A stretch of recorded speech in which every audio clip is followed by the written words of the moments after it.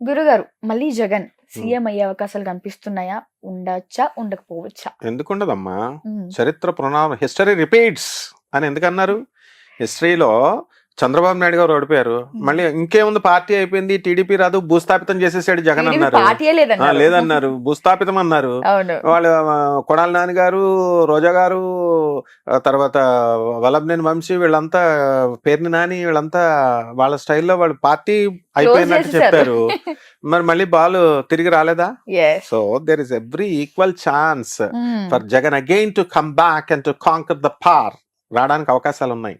It is not that is ఈ don't under estimate Jagan. ఉమ్, ఎందుకనంటే జగన్కి వ్యతిరేకమైన వాళ్ళు చెప్పొచ్చు ఏంటి రాడు రాడు రాడు అని. yes.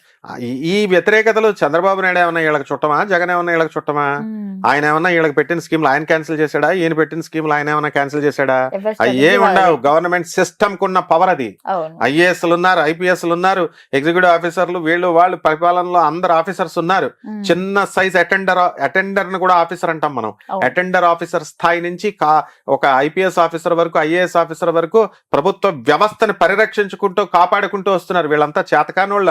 ఈ ఉమ్, సీఎంలు మాత్రమే చేస్తారా? వెళ్ళి సీఎంలు మినిస్టర్లు మాత్రమే ఏం చేయరు.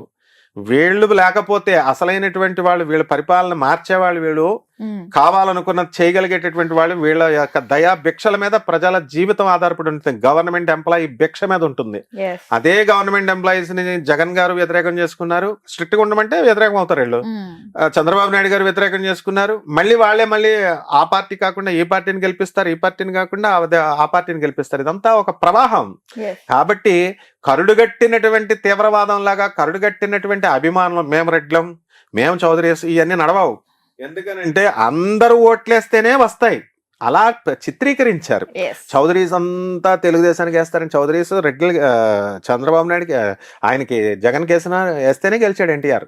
అలాగే ఆ రెడ్డిస్ వచ్చి చంద్రబాబు నాయుడుకి వేసిన వాళ్ళు ఉన్నారు. సో ఈ కుల వ్యవస్థ, మత వ్యవస్థ, ఇది ఏ పొలిటీషియన్ ఎక్సెప్షనల్ కాదు.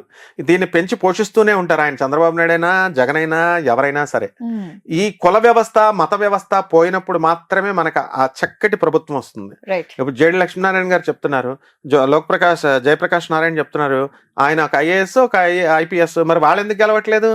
ఉమ్, ప్రజలు మంచి చెప్పే వాళ్ళని గెలవనివ్వరు, చదువుకున్న వాళ్ళని గెలవనివ్వరు. కాబట్టి అయినా వాళ్ళ డ్యూటీలు మానేస్తున్నారా?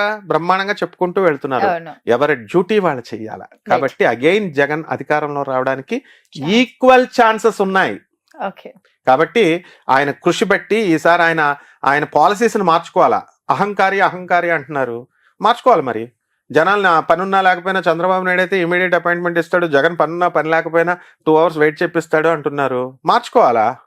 రోడ్లు వేయట్లేదు అంటున్నారు. ఈసారి రోడ్లు వేయాలా? జనాలకు డబ్బులు ఇవ్వకూడదు అసలు. ఈ వెల్ఫేర్ యాక్టివిటీస్ అన్ని ఇప్పుడు చంద్రబాబు నాయుడు గారు ఏమైనా అమాయకుడు అనుకుంటున్నావా? ఇవన్నీ చేసేస్తారండి, సంక్షేమ పథకాలు చేసేస్తారండి అంటే డబ్బు ఎక్కడిది?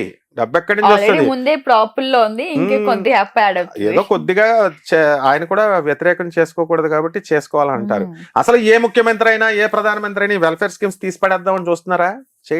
చేయరు. yes. చేసిన రోజున బాగుపడుతుంది. యుఎస్ లో, లండన్ లో అక్కడ ఉన్నట్టు.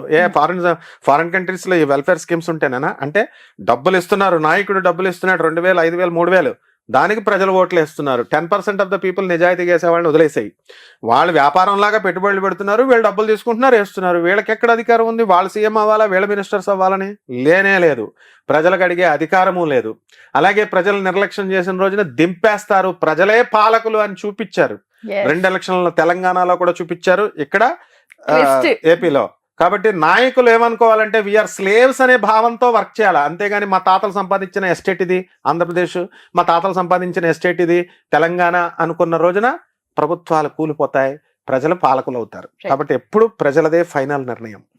ఇప్పుడు ఆపరేషన్ లేకుండానే మోకాళ్లకు ప్లాస్మా ట్రీట్మెంట్, మీ ఆర్థోపెడిక్ సమస్యలన్నిటికీ రోబోటిక్ టెక్నాలజీ ద్వారా తక్కువ ఖర్చుతో శాశ్వత పరిష్కారం, ఫ్రీ కన్సల్టేషన్, ప్రతి ట్రీట్మెంట్ పై 20% డిస్కౌంట్. ఈ ఆఫర్ కొద్ది రోజులు మాత్రమే, త్వరపడండి. V9 hospitals 9281465842.